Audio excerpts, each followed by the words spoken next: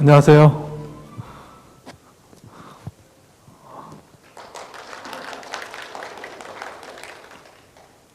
코로나19 때문에 여러 가지로 어려움도 겪고 있고 그런데 오늘 되게 뜻깊은 행사가 여기에 있네요. 아무튼 이 자리를 좀 축하드린다 혹은 아니면 앞으로 활동들을 좀 지속하셔야 될 텐데 이런 걸 하실 때 어떤 도움을 드릴 수 있을까라고 해서 뭔가를 강의 요청을 좀 해주셔서 강연을 좀 할 텐데요. 좀 재미도 없고 그럴 수도 있어요. 근데 정말 저희가 앞으로 이것들을 하는데 좀 도움이 됐으면 좋겠다라고 하는 취지에서 좀 준비를 했습니다. 그래서 오늘 되게 다양한 내용들이 좀 많이 소개가 되고 또 이야기가 좀 될 텐데 하나만 좀 기억해 주셨으면 좋겠다라고 하는 게 지금 저희가 있는 SOS 랩을 운영한다라고 하는 게 어느 날 갑자기 딱 생긴 건 아니고요. 이 SOS 랩이라고 하는 거는 거의 이제 최근에 어떤 국가적인 분위기, 전 세계적인 분위기하고 잘 맞아 떨어지고 있어요. 이게 뭐냐면 예전에는 어떤 이런 문제를 해결하고 아무튼 이런 게 이제 일부 전문가들 혹은 기술자들 아무튼 이런 사람들의 몫이라고 생각했던 거죠. 근데 그러기에는 이 세계 혹은 우리나라뿐만 아니라 여러 가지 영역들이 이런 전문가들만 이런 문제들을 해결해서는 절대 문제가 해결이 안 된다라고 하는 사실이 발견됐죠. 그러면 어떻게 해야 될까요? 저희가 어떤 다양한 문제 때문에 고민을 하고 있고 고통을 받고 있긴 한데 이 문제를 누가 해결을 해야 될까라고 하는 어떤 질문에 봉착하게 됐습니다. 대부분은 이제 국가가 해결하면 된다라고 하는 생각이 있었는데 이번 코로나19 때문에 전 세계적으로 여러 가지 각 국가들이 어떻게 대응하는지를 좀 살펴보면 한 가지 공통점을 발견할 수 있어요.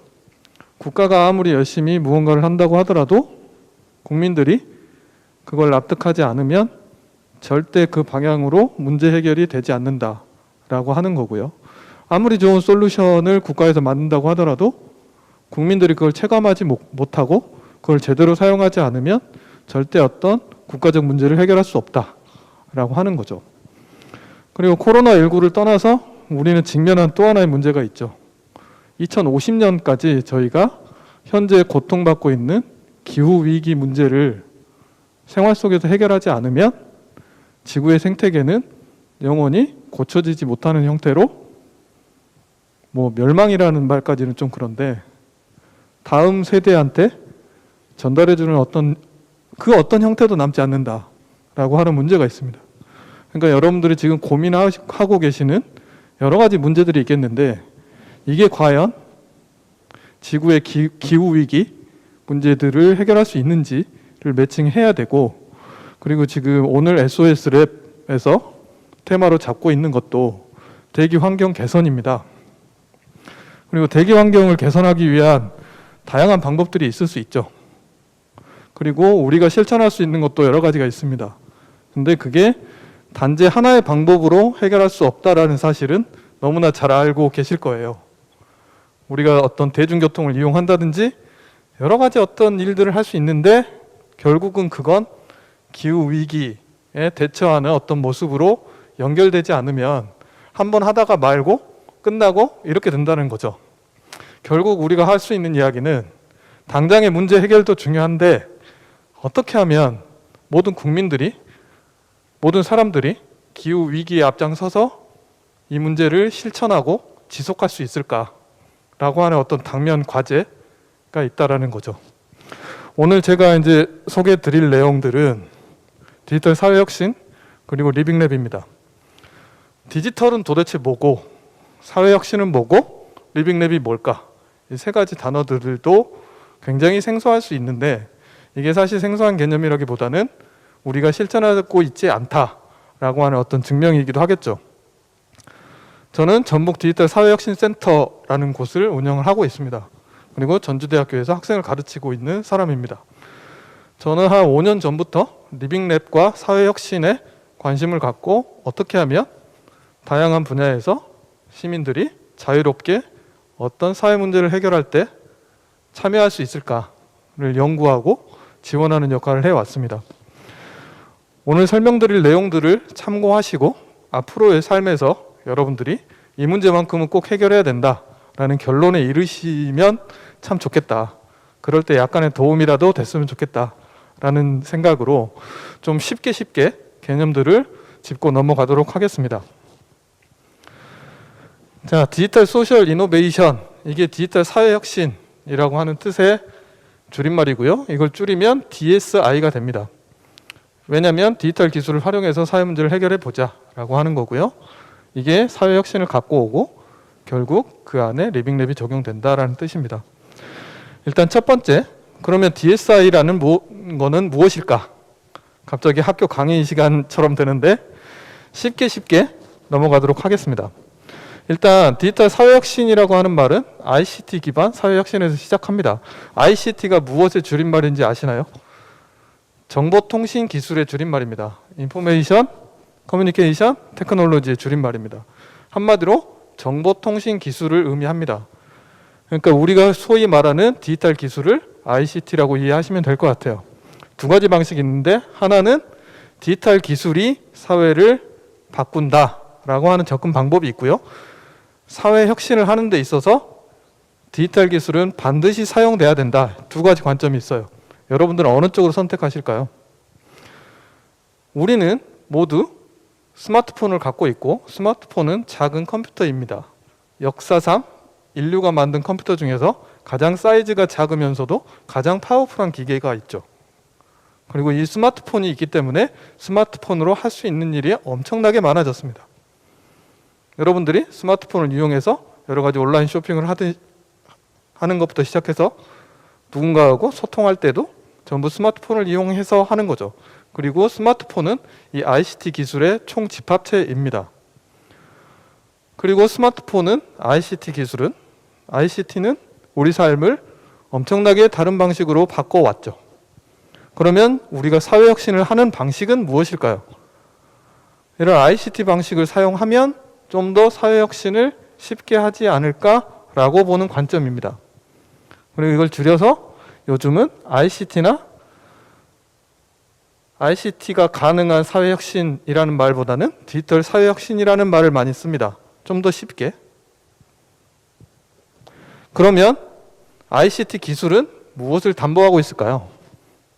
여기 나와 있는 말은 우리가 쓸 수 있는 기술을 의미합니다. 오픈 하드웨어, 오픈 데이터, 오픈 날리지, 오픈 네트워크이라고 크게 4개로 규정됩니다. 이 4가지는 ICT 기술의 기본을 이루고 있고 디지털 사회혁신의 필수입니다. 여기 있는 말을 종합해서 말씀드리자면 누구나 쓸 수 있는 기술을 의미합니다. 따라서 여러분들이 디지털 기술을 사용해서 사회혁신을 할 때에는 반드시 누구나 쓸 수 있는 기술인지 아닌지를 검토하셔야 됩니다. 이게 가장 중요한 거죠. 우리가 사회혁신을 한다고 해서 어떤 제품을 만들어서 그 회사가 잘 먹고 잘 산다. 그 방향은 디지털 사회혁신의 원래 취지하고는 그렇게 맞지가 않습니다. 왜냐하면 우리가 쓸 수 있는 ICT 기술 중에는 충분히 오픈되어 있는 형태, 공개되어 있는 형태가 많기 때문에 저희가 사회혁신을 할 때에는 이런 공개되어 있는 기술을 쓴다라고 하는 게 정신이라 할 수 있겠죠. 그러면 사회적이라는 말은 무엇일까요? 가장 중요한 개념은 이겁니다. 포인터가. 네, 중요한 개념은 역시 사회의라는 뜻인데 더 중요한 말은 아래쪽에 보시면 웰페어 오브 휴먼 비잉이라는 말이 나옵니다. 반드시 인간에 있어서 복지라는 뜻입니다. 인간이 잘 살게 만들기 위한 방법. 그리고 이런 사람들과 그룹들을 연결시키고 인터랙션, 서로 소통할 수 있는 길. 한마디로 정의하면 사회적인 부분에서 디지털 기술을 적용한다는 말은 누군가 개개인과 그룹들을 연결시킬 수 있는 편의성을 담보한다. 그리고 그 주제에는 인간의 복지가 담겨 있다라는 뜻이죠. 40개 주요 사회 문제들은 다음과 같습니다. 책자를 보시면 알 수 있겠고요. 이게 저희가 현재 갖고 있는 주요하게 해결해야 되는 사회 문제다라고 지정하고 있습니다. 그렇다면 혁신은 어떻게 이루어질까요? 쉽게 말씀드리면 사회적 실천의 변화, 과거의 관습, 구조적 조건들로부터의 변화. 좀 어렵게 느껴지시겠지만 딱 하나만 기억하십시오. 아, 이 방식으로는 안 돼 라고 생각하는 것입니다. 아, 내가 이 문제를 해결할 때 지금까지는 이렇게 해결해 왔는데 이걸로는 해결 못했어. 이 방식은 안 돼. 이게 혁신의 방법입니다. 따라서 여러분들이 그 어떤 종류의 사회문제 해결형 프로젝트를 해도 여러분이 생각하셔야 되는 머릿속에 있는 생각들은 기존의 방식이 무엇이었는지, 그것이 왜 사회문제 해결까지 이르지 못했는지에 대한 분석이 반드시 필요한 거죠. 이런 과정을 거치게 됩니다. 처음에 기회와 도전 탐구, 아이디어 발생, 개발 테스트, 사례 도출, 전달 및 실행, 성장 확산 및 확산, 시스템 변화. 마지막에 도달하는 7번이 시스템 확장입니다. 시스템 변화입니다. 시스템이란 말은 지금 현재의 사회적인 구조적인 체제를 의미합니다. 여러분들이 어떤 사회 문제를 해결하면 결국 궁극적으로는 모든 사람들이 쓸 수 있는 형태로 가야 됩니다. 그 마지막 끝에는 우리 사회가 조금씩 바뀌는 겁니다. 기존에 했던 방식과 다르게 지금은 이 기술과 이 문제 해결로 우리의 체제가 바뀌는 어떤 과정들을 겪겠다라는 거죠. 이게 이런 나선형을 따르고 있죠. 그렇다면 이런 시스템, 체제의 변화는 어떻게 이루어질까라고 하는 측면입니다. 자, 보십시오. 맨 아래쪽에 있는 지속 가능한 교통 시스템 구축이라고 하는 어떤 솔루션이 있고 이걸 해결해야 된다라고 생각하면 그 뒤에는 두 가지의 시스템들이 존재합니다. 하나는 기술 공급 시스템과 기술 수요 시스템입니다. 한마디로 공급해주는 쪽과 수요 쪽에 시스템이 두 개가 있는 거죠. 교통 쪽으로만 보면 교통 관련 기술과 부품 개발이라고 하는 시스템이 있고요. 다른 한쪽으로는 도로교통 시스템부터 환경 및 안전 관련 기술이 있는 거죠. 자, 여기 두 축을 보다시피 기술 공급적 시스템과 기술 수요적 시스템을 동시에 생각하는 구조가 아니면 지속 가능한 교통 시스템 구축은 힘들다라고 보시면 되는 거죠. 한마디로 정말 좋은 획기적인 정말 멋진 신호등을 만들었어요. 그 신호등이 과연 다른 요건들에 대한 시스템에 대한 안전에 대한 부분, 여러 가지 부분들을 고려하지 않은 상태면 그것은 또 다른 혼란을 가져올 수 있다는 거예요. 이 그림이 여러분들한테 말씀드릴 수 있는 이야기는 하나의 좋은 아이디어는 그것이 현재 있는 시스템을 다른 시스템으로 전환할 때 어떤 역할을 할까까지 고민하지 않는다면, 시스템이 변하지 않는다면 그 신호등은 우리 주변에 찾아볼 수 없는 시스템이 될 수 있어요. 자, 보시면 2050을 제가 아까 강조드렸죠. 2050년대까지 인류가 직면한 문제를 어느 정도까지 해결하지 않으면 우리는 쉽게 생존하기 힘든 구조를 가고 있어요. 보시면 현재 시스템은 당장 2050년대까지 가기 전까지 어떤 식의 변화에 의해서 문제에 의해서 없어지게 되어 있죠. 그러면 보통은 그렇죠. 우리의 혁신이라고 하면 지금에 있는 시스템을, 지금에 있는 체제를 약간 개선시켜보자. 그게 두 번째 노란색 선입니다. 이거는 우리한테 망하는 길을 약간 늘려줄 뿐입니다. 그럼 마지막 파란색 선을 보시죠. 비전에 입각한 전환이라고 하는 겁니다. 저희는 이걸 목표로 해야 된다는 거죠. 비전에 입각한 전환. 지금은 전환의 시기라고 합니다. 아주 작은 아이디어나 무언가를 통해서 이 세상을 좀 더 좋게 만드는 걸로는 이제 부족해요. 어떤 시스템적 사고의 전환이 필요한 거고 사회의 전환이 필요한 거고 그런 어떤 계기들은 이때 만들어진다는 겁니다. 여기까지 똑같이 가다가 갑자기 비전에 의해서 무언가가 바뀌는 구조를 띠고 있죠. 그러면 우리는 어떻게 비전에 입각한 전환을 할 수 있을까요? 첫 번째는 먼저 비전을 형성해야 되겠죠. 뭐냐면 아웃 오브 더 박스 솔루션입니다. 한마디로 지금의 틀 바깥에서 사고하는 새로운 방식의 사고적인 틀. 예를 들어 보겠습니다. 여러분들 네덜란드 하면 뭐가 떠오르십니까? 굉장히 발전된 나라, 선진국이라고 생각하시죠? 하지만 네덜란드는 원래 나라가 생겼을 때부터 심각하게 홍수의 위험이 있습니다. 제가 아까 기후위기 말씀드렸죠? 빙하가 녹습니다. 해수면이 상승하겠죠? 그러면 네덜란드는 잠깁니다. 지금까지 네덜란드는 자기 나라가 물에 잠기는 걸 방어하고 막기 위해서 어떤 노력들을 해왔냐면 어떤 노력을 했을까요? 쉽게 우리가 떠오르면 당연히 물이 안 넘치게 벽을 세우면 되죠. 벽을 세우면 됩니다. 근데 언제까지 세워야 될까요? 계속 해수면은 올라가고 있는데. 그래서 네덜란드에서는 이제 벽을 세우는 걸로는 안 된다를 생각하게 됐죠. 그래서 이런 생각들을 하게 됩니다. 얘가 네덜란드라고 하면 방벽을 이렇게 짓죠. 이걸 어디까지 올릴 수 있을까 고민하게 되죠. 그래서 생각해 봅니다. 우리가 방벽을 세우는 거 말고 다른 방법이 있을까? 방법이 있었어요. 근데 구멍을 이렇게 뚫습니다. 그래서 어떤 선 이상으로 물이 넘치면 이 물들을 땅으로 보내서 땅에다가 이 물을 가둘 수 있는 곳을 만드는 거죠. 이런 식으로 제 방 옆에 또 다른 물을 가둬놓을 수 있는 형태를 만드는 겁니다. 저기까지 이른다라고 하는 게 시스템의 변화예요. 방벽을 높게 쌓는 것 이외에 다른 방법을 찾는 것. 어떤 박스 바깥에서 생각하는 거죠. 그 다음에 백캐스팅이라는 말이 있습니다.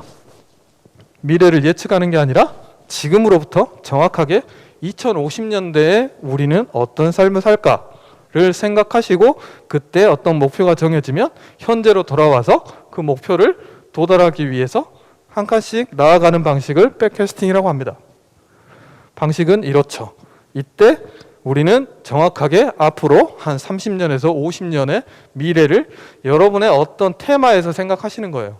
우리 미래는 이렇게 될 것이다 라고. 그래서 그 문제를 해결하기 위해서 어떤 비전이 생각나면 다시 현재로 돌아와서 한 칸씩 해결하는 방식입니다.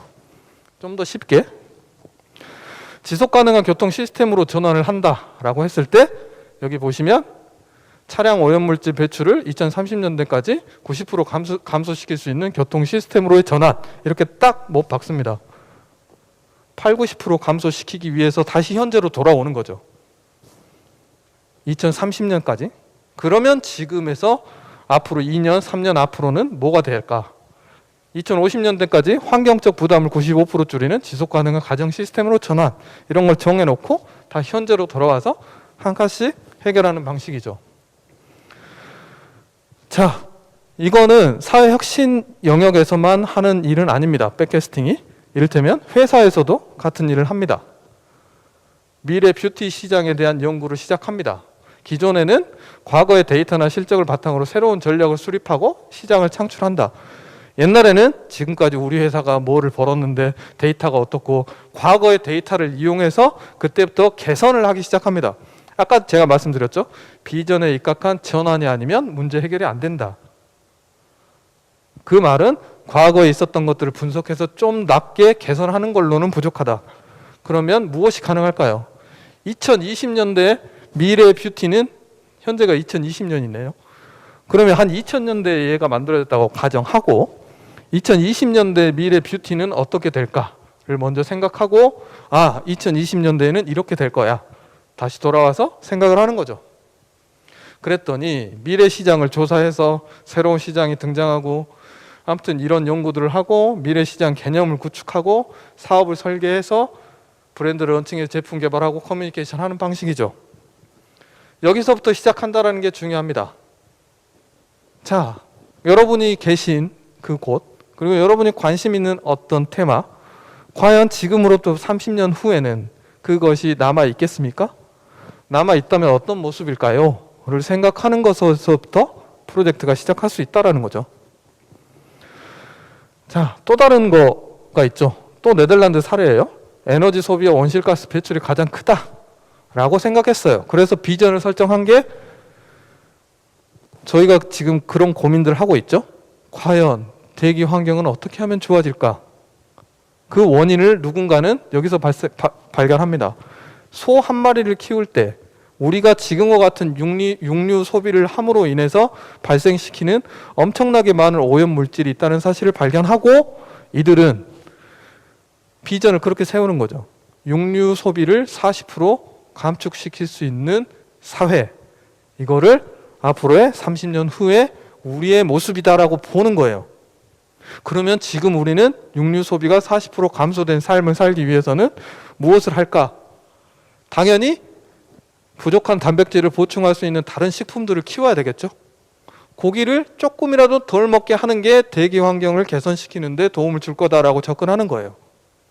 어떤 생각의 틀을 바꿔서 생각하지 않으면 도저히 떠오를 수 없는 이야기죠. 그래서 현재 네덜란드는 단백질을 육류로 보충하는 것 이외의 식품을 개발하는 데 있어서 거의 선진적인 모델을 발견한 거죠.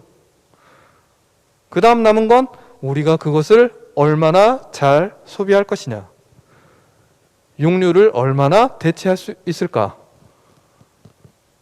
대표적인 대기 환경론자들의 의견 중에 하나는 딱 한 달에 딱 하루만 전 세계인들이 육류 소비를 하지 않는다면 지구는 10년 이상, 20년 이상 더 살 수 있대요.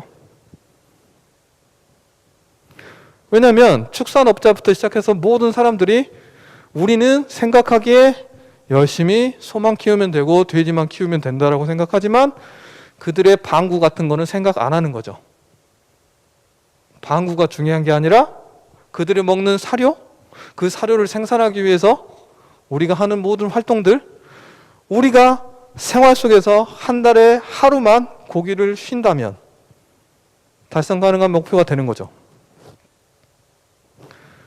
자, 여러분한테 해당하는 내용들이 다층적 접근 니치입니다.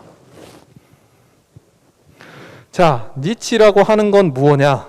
지금 보시면 이게 시스템입니다. 현재 제가 말씀드린 사회 기술적인 시스템, 시장이나 과학, 기술, 산업, 정책, 문화가 이렇게 되어 있는 요게 우리의 사회입니다. 요것들이 미래로 가고 있죠. 가로축이 시간입니다. 미래로 가고 미래에는 여기 보이는 모습으로 시스템이 유지가 되겠죠. 그리고 환경은 이런 환경 변화를 거치게 되죠. 근데 중간에 화살표들이 존재합니다. 이 화살표들입니다. 니치는. 이 화살표들이 여러분들이 하는 각각의 프로젝트인 겁니다. 사회 문제 해결형 프로젝트인 겁니다. 이걸 우리는 니치라고 합니다. 이런 니치들이 여러 개 작동하면 T1이라고 불리우는 현재의 우리의 시스템이 T2라고 불리우는 미래의 시스템으로 전환되는 거죠. 따라서 중간에 있는 이 니치들이 얼마나 많은 활동들을 해야 될까요? 이런 다양한 시도들과 실험들의 결론들이 모이면 원래 시스템은 그냥 개선하고 끝날 문제가 예전에는 이 도표가 여기서부터 여기까지 연결되어 있었습니다. 근데 우리는 이제 더 이상 그런 방식은 곤란하다라고 하는 거죠. 이 방향을 바꿔보자. 자세히 보시면 이 형태가 여기서는 조금 달라져 있죠. 이 다름을 만들어내는 힘이 니치입니다. 그래서 우리는 니치적 활동을 통해서, 원래 니치라고 하는 말이 틈새라는 말입니다. 좀 다르게 해석하자면 시스템이 원래 있는 형태로 유지하려고 하는 힘을 바꾸려는 하나의 동력이라고 이해하시면 됩니다. 자세히 보시면 이런 활동들이 위에 시스템을 이루고 있는 어떤 측면들을 바꾸게 됩니다. 영향을 주게 되죠. 그러면 시스템이 영향을 받는다는 뜻이죠. 자, 볼까요? 맨 위에 동그라미라고 있는 게 거시 환경, 거시적인 시스템입니다. 세계화, 기후변화, 자원, 환경 문제, 지정학적 불안정성, 이런 문제들이 있습니다. 이런 문제들을 한 방에 해결할 수는 없어요. 두 번째, 밑으로 내려옵니다.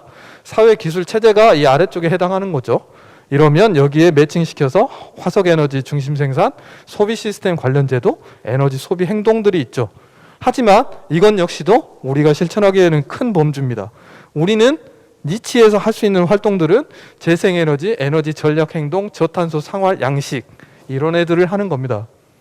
그리고 이런 니치들이 만들어내는 혁신 프로젝트가 이런 시스템 변화를 이끌어내는 거죠. 자, 정리하자면 제가 주장하고 여러 가지 혁신 활동가들이 주장하는 방식이 이겁니다. 전통적인 혁신 프로젝트들은 문제에 대한 해결책을 개발하고 새로운 시장을 개발하고가 목적이었어요. 니치 프로젝트에서는, 전환 실험에서는, 왜냐하면 니치 프로젝트는 시스템의 전환을 끄집어내기 위한 활동이니까 지속 가능한 발전이나 저탄소 경제와 같은 사회적 도전과제 해결에 기여한다가 목적입니다.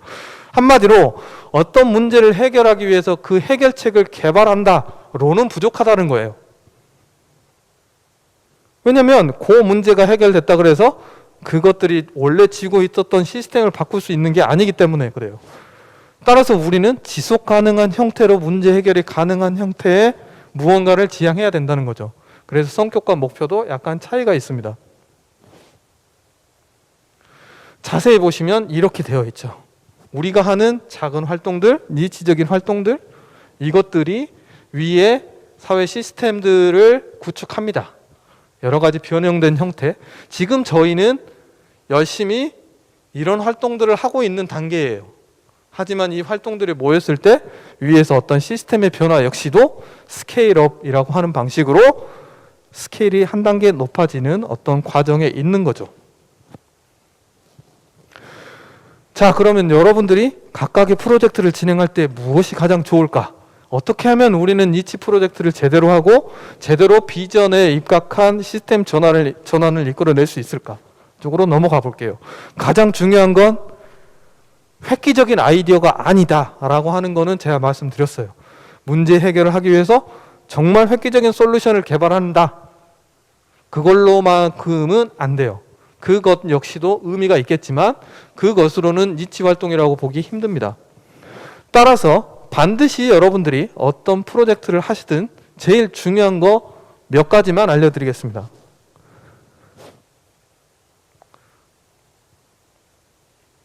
자, 뒤로 가기가 안 되는데 어쨌든 보시면 전환 프로젝트는 사회 여러 차원에서의 역동성 때문에 불확실성이 굉장히 높습니다. 니치 활동을 하면 그렇죠. 야, 그 활동한다고 뭐가 바뀌어? 이런 말들 굉장히 많이 하십니다. 야, 네가 그거 한다고 뭐 기후위기가 뭐 없어질 것 같아? 우리를 공격하는 여러 가지 단어 중에서 가장 비민주적이면서도 가장 폭력적인 방식이죠.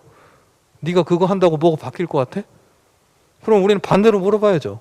그럼 그걸 해결하기 위해서 무슨 방법이 있는데요? 라고. 어쨌든 보십시오. 이거 보면은 프로젝트를 수행하는 조직 내부에서 우리는 우리가 갖고 있는 리소스, 자원들을 이용해서 어떤 활동들을 해서 어떤 결과를 도출합니다. 그리고 이 결과들에 대해서 우리의 사회 시스템에서는 뻘짓거리 했네 라고 말을 합니다. 돈 낭비했네 라고 말을 하죠. 이걸 보고요. 하지만 우리가 그 활동을 하는 이유는 바깥으로 가기 위해서입니다. 따라서 어떤 조직 내에서 어떤 혁신 활동을 한다라고 생각하시면 과연 이 조직 내에서 바깥으로 나갔을 때 이것들이 지속할 수 있는지를 고민하셔야 돼요. 이게 우리가 궁극적으로 달성할 목표니까요.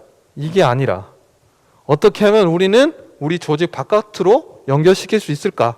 이 고민을 하셔야 된다는 건데 그걸 하기 위한 가장 좋은 방법은 성찰적 모니터링입니다. 여기 리플렉트라고 보이죠? 먼저 관찰하고 분석합니다. 뭐를? 현재 시스템과 현재의 문제에 대해서 관찰하고 분석합니다. 거의 대부분의 사회 문제 해결하는 프로젝트 팀 내에서 이 일들은 굉장히 열심히 합니다. 요것들을 지금 뭐가 문제이지? 무엇 때문에 이렇게 됐을까?에 대한 분석을 합니다. 이거는 우리가 굉장히 잘해요.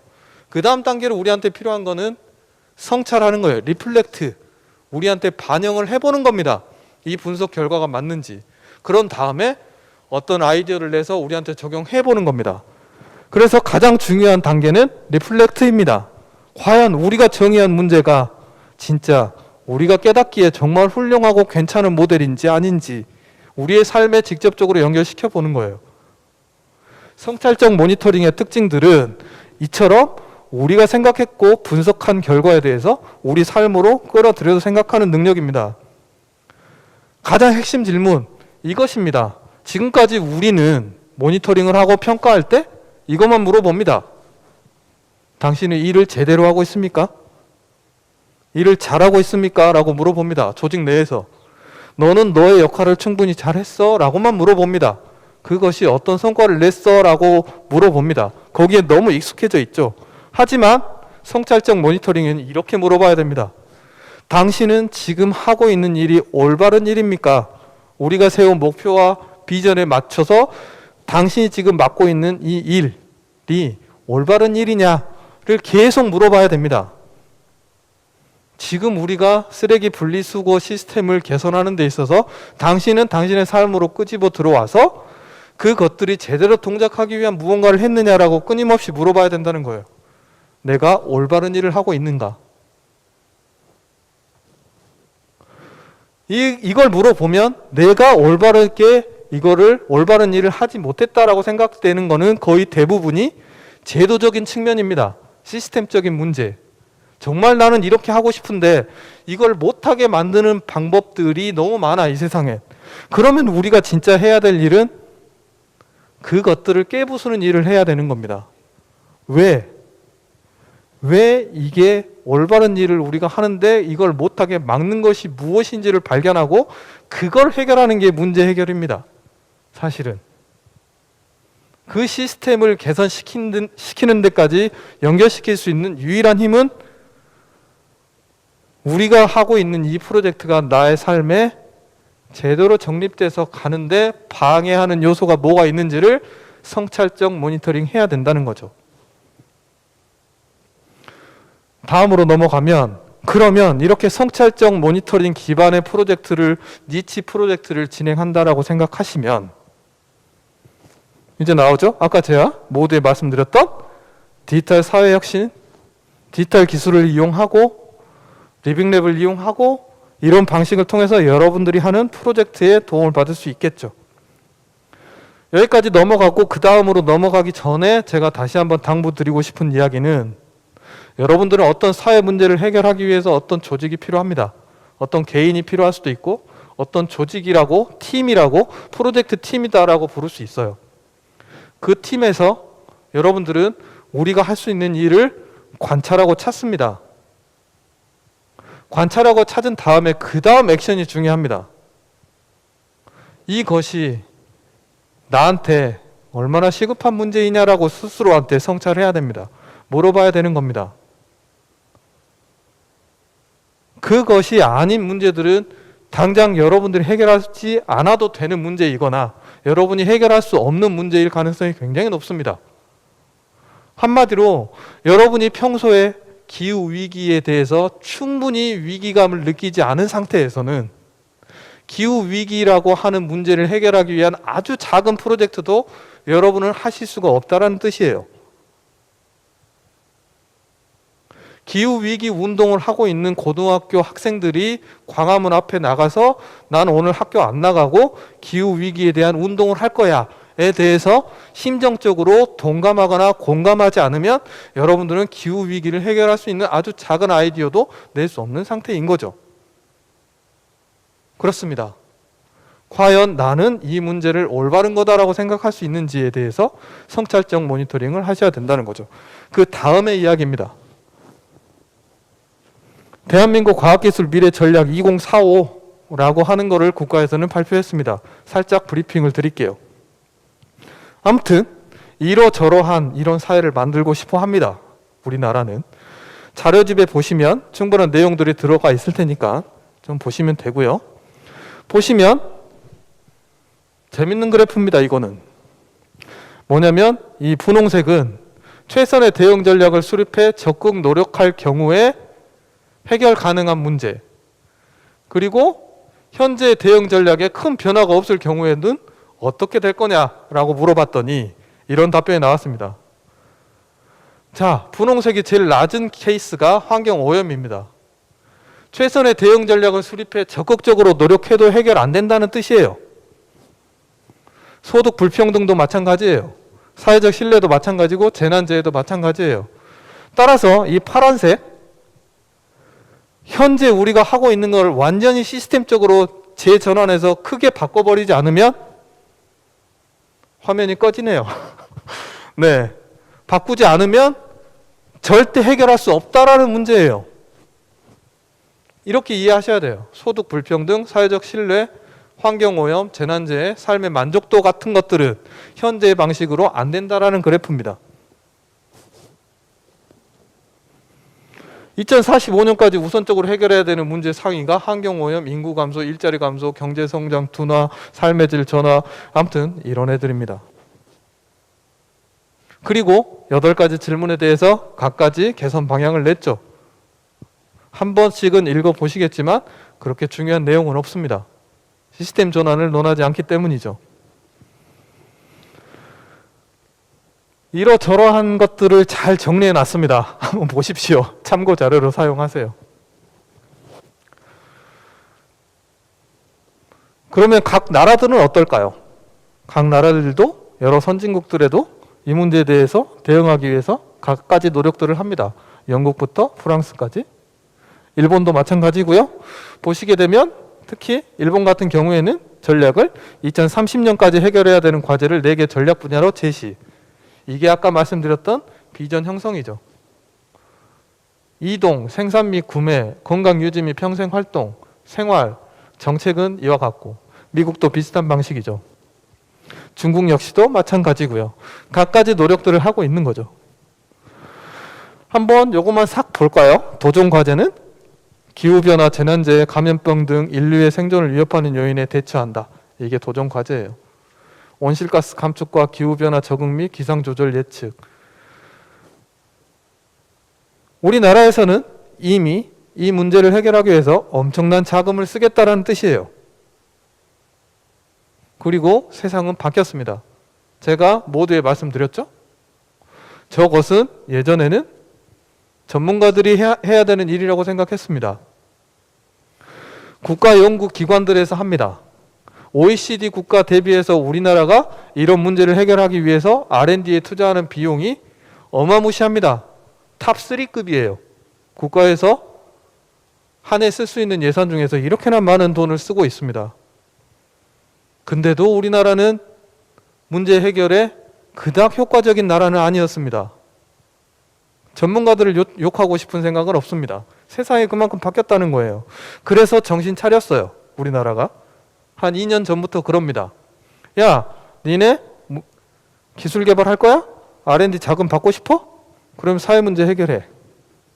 이런 방식으로 다 바꾸고 있어요.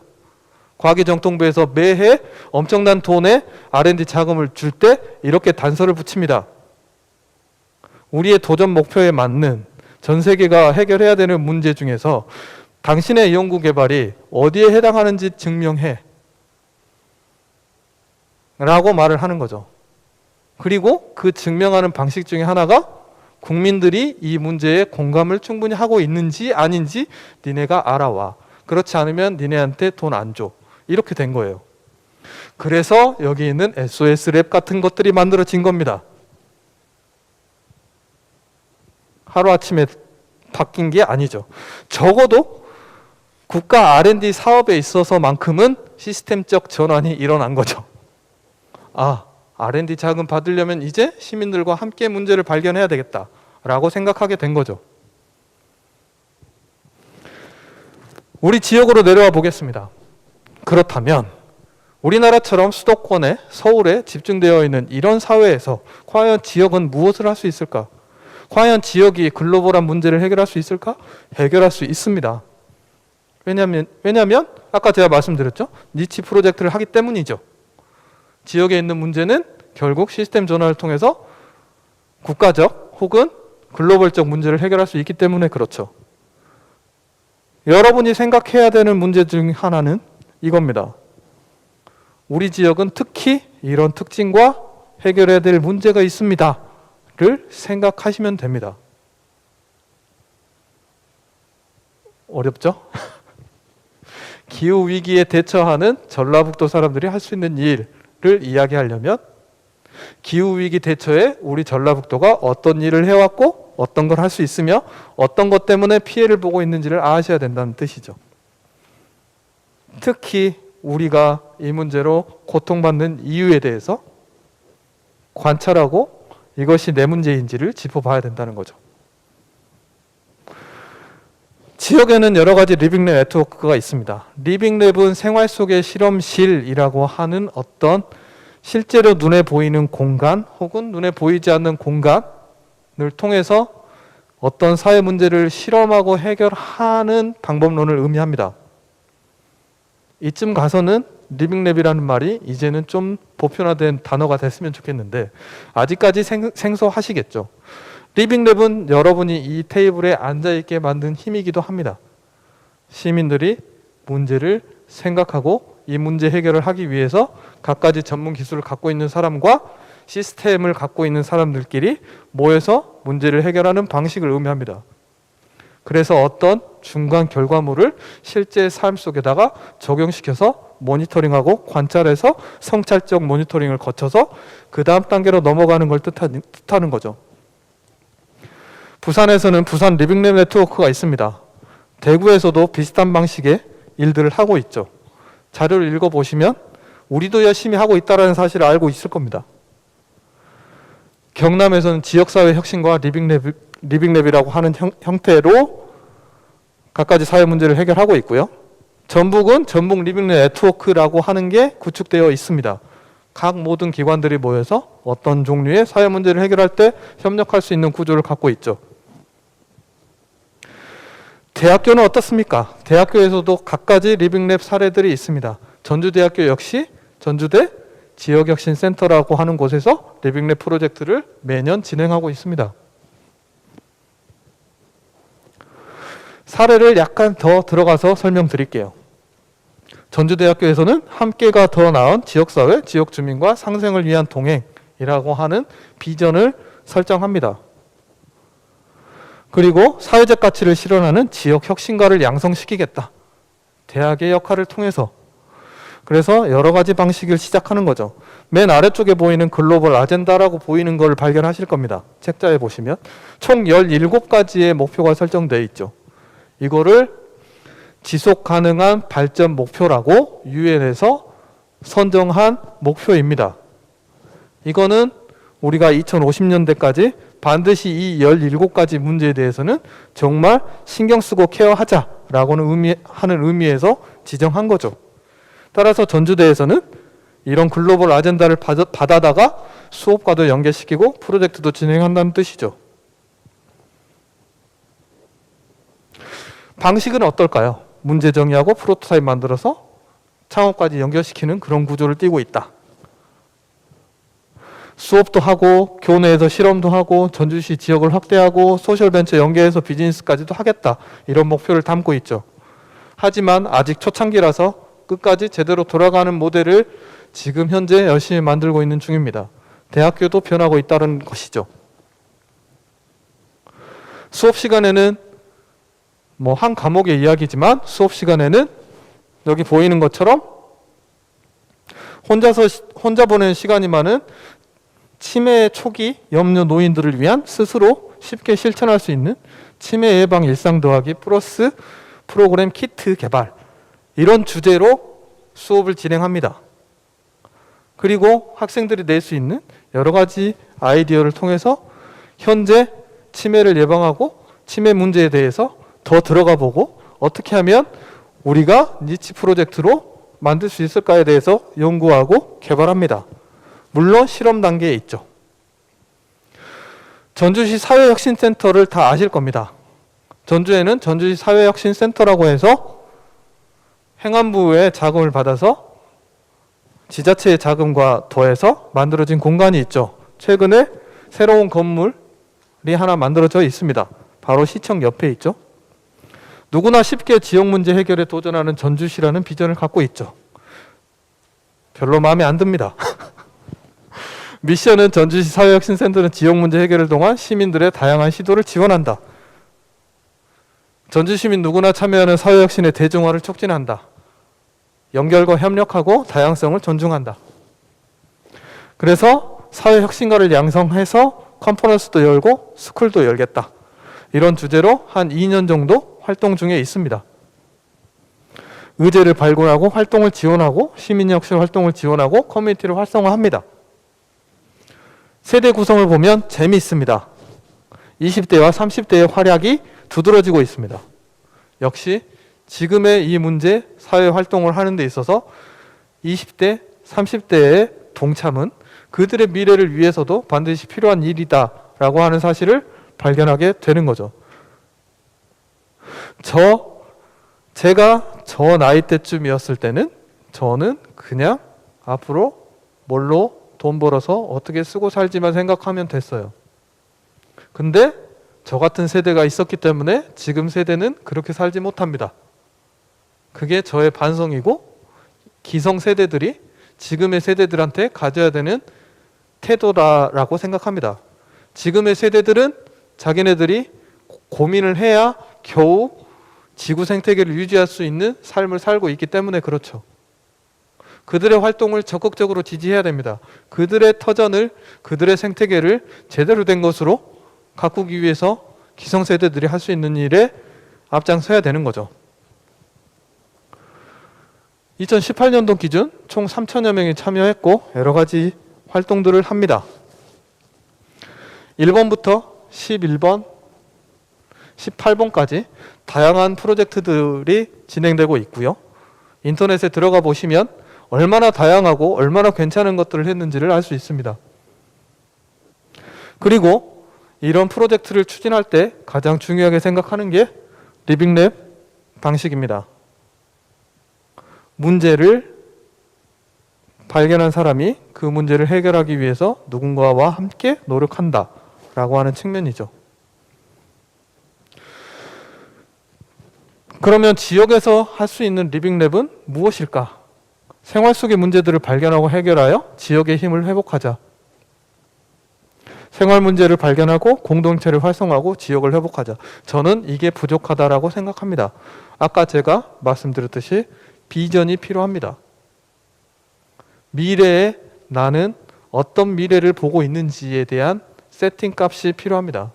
여러분의 2050년은 과연 어떤 모습일까요?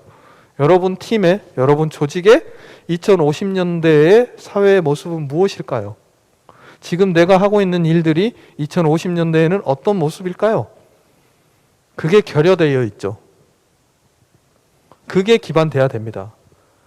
2050년대에 어떤 모습일지를 알려면 여러분들은 공부를 하셔야 되는데 공부를 하기 싫거든요. 관찰과 분석을 통해서 우리의 2050년대의 모습을 지금 발견하지 않으면 우리는 지금 어떤 문제도 해결하기 힘들 겁니다. 국가에서는 ICT를 통한 착한 상상 프로젝트라고 하는 걸 진행합니다. 참고로 아까 전주대 사례도 마찬가지고 전주시 사회혁신 사례도 마찬가지예요. 그런 사례들에서 프로젝트에서 하고 있는 솔루션 중에서 디지털 기술을 이용해서 사회혁신을 한 사례는 단 한 건도 보고되지 않았습니다. 정말로 놀랍죠? 도대체 우리가 하는 어떤 혁신 활동, 문제 해결이 정말 디지털 기술이 필요 없다라고 생각하는 걸까요? 디지털 기술로 우리는 우리의 문제를 해결하는 것을 최근에 코로나19 사태도 경험했습니다. 우리가 얼마나 빠르게 마스크를 착용하게 됐고, 우리가 얼마나 빠르게 비어있는 병상을 찾게 됐으며, 우리가 얼마나 빠르게 코로나 확진자와 비확진자, 의심자를 구별해 왔는지를 그 안에 디지털 기술이 가능했다라고 하는 걸 우리는 다 알고 있죠. 하지만 우리가 어떤 사회 문제를 해결할 때는 그런 고민으로 그런 솔루션까지 도출되지 않았다. 거의 한 200여 건 되는 프로젝트에서 이렇게 디지털 기술을 사용한 해결 사례가 없다. 우리는 갑자기 지금 우리가 갖고 있는 스마트폰이 없는 시절에 사회 문제 해결형 노력을 하고 있는 게 아닌가라는 생각을 갖습니다. 그러면서 여쭤보게 되죠. 왜 문제 해결하실 때 디지털 기술, ICT 기술을 사용하는 것에 대해서 주저하십니까? 라고 물어보죠. 답은 딱 하나였습니다. 이런 사회 문제 해결에 앞장서는 활동가분들은 문과나 예체능입니다. 실제로 그렇습니다. 그럼 우리의 이과나 공대생들은 어디 가 있을까요? 회사에 취업해서 열심히 돈 벌면서 그냥 끝났을까요? 아닙니다. 어딘가에 있는데 수줍어서 숨어 있는 거죠. 정말 사회 문제 해결에 앞장서고 있지만 그걸 하고 있지 못하는 거죠. 따라서 우리 활동하시는 분들께서는 나한테 부족할 수 있는 디지털 기술을 활용해서 솔루션을 내는 부분에 대해서 그분들과 협조적인 태도를 갖고 내가 해결하고 하는 문제에 디지털 기술을 성공적으로 사용할 수 있는 노력과 발굴이 필요한 거죠. 자, ICT 기반 사회 문제 해결 사례를 제가 홈페이지에서 캡처를 좀 받았습니다.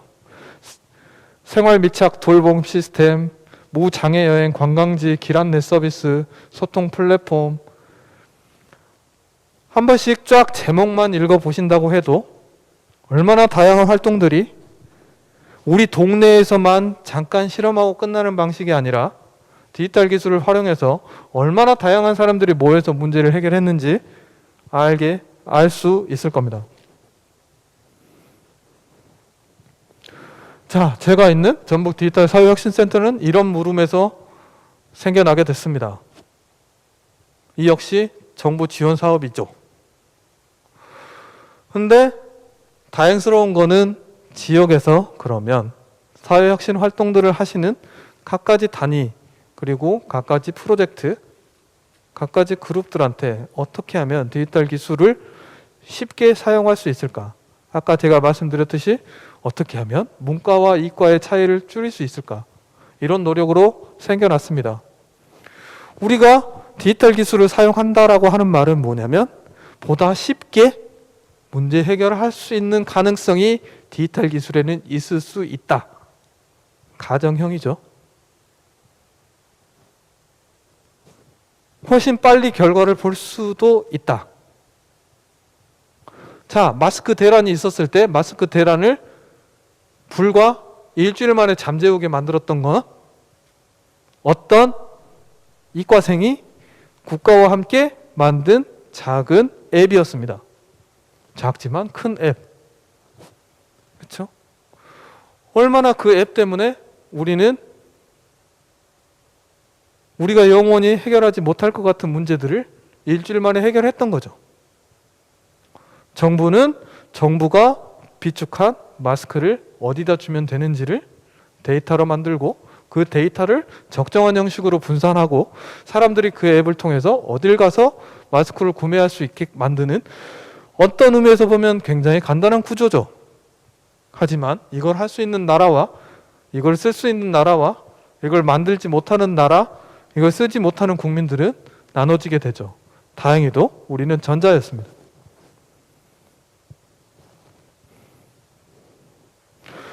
자, 저희가 전북 디지털 사회혁신센터를 만들기 전에 전라북도를 한번 쫙 봤습니다.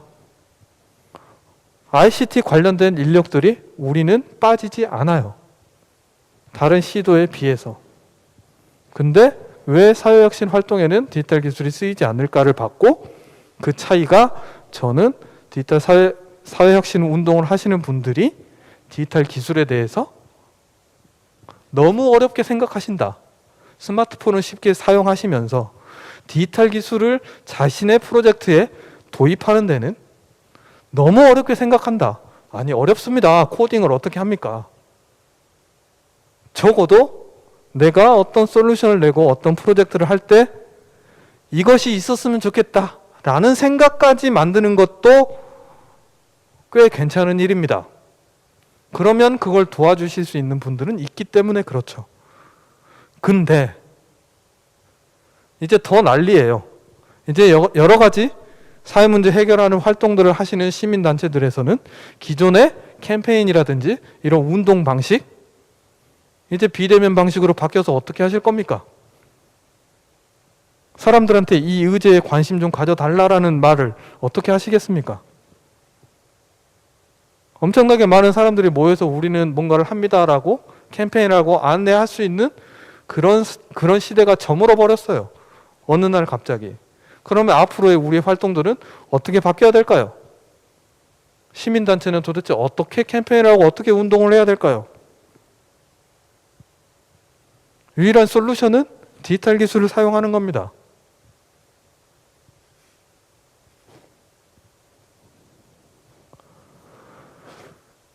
저희의 비전은 기존의 사회 문제를 해결하시는 혁신 활동가들을 디지털 사회혁신 전문가로, 저거 약간 과장되어 있고 거짓말입니다. 사업 따려고 제가 그냥 붙인 거예요.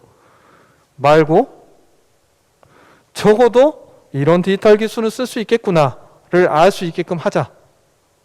두 번째, 디지털 기술 전공 경영자를 사회혁신 리더로. 안 됩니다. 저것도 과장된 말이에요. 저걸 살짝 바꿔서 저는 디지털 기술을 갖고 있는 사람이 사회 문제 해결할 때 좀 더 쉽게 참여 가능한 형태로 만들자. 문과생들을 좀 이해할 수 있는 이과생이 돼보자. 이과생을 약간 이해할 수 있는 문과생이 돼보자. 기존의 오프라인 방식, 기존의 방식으로 어떤 문제를 해결하는 조직한테는 디지털 기술을 사용하는 것도 방법이 될 수 있다를 알려주는 일을 저희가 하겠다는 거죠. 이런 구조를 띠고 있죠. 리빙랩 프로젝트와 여러 가지 기술 인프라를 이용해서 여러분들이 시민 공모나 지원 사업을 통해서 어떤 프로젝트를 만든다, 아니면 지역에 활동하시거나 단체를 갖고 계시는 어떤 그룹, 우리가 해결해야 되는 어떤 사회적 난제들에 대해서 이런 과정을 거칠 때 저희 센터를 방문해 주기를 원하는 겁니다. 방문해 주시고, 나는 이 문제를 해결하려고 합니다. 다양한 방법이 있지만 이게 가능합니까? 저게 가능합니까? 어떤 디지털 기술을 여기서 쓸 수 있을까요? 이런 거를 저랑 이야기하시면 됩니다. 그러면 그 문제를 같이 고민해 주실 수 있는 다른 분들과 함께 이 문제, 디지털 사회혁신 솔루션을 같이 도출할 수 있다는 거죠. 이게 저희가 생각하는 구조고, 이제 생긴 지 한 6개월 됐습니다. 내년에는 더 많은 활동을 할 겁니다. 그리고 저희가 한 6개월 동안 한 20분 정도 되는 갖가지 사회혁신 활동을 하시는 분들한테 디지털 기술에 대한 약간의 전문적인 교육을 통해서 이 사람들이 쉽게 디지털 기술을 끄집어낼 수 있는 정도까지 만들어 드렸습니다. 이분들이 내년부터 갖가지 사회문제 해결형 프로젝트에 참여해서 어떤 활동을 하시기까지 지원하는 게 저희의 목표입니다. 저희가 다루는 기술들은 이와 같습니다. 센서 기술이나 사물, 인터넷 클라우드, 인공지능 같은 형태를 데이터나 사이버 보안, 블록체인, 스타트업 생태계 같은 요소들을 사회 문제 해결할 수 있는 적당한 방법으로 기술적 솔루션을 도출합니다. 저희가 지향하는 것은 이런 모델입니다. 소셜 임팩트를 키울 수 있는 사회적 가치를 중요하게 생각하고 사업으로 연결시켜서 지속 가능한 형태를 만드는 것.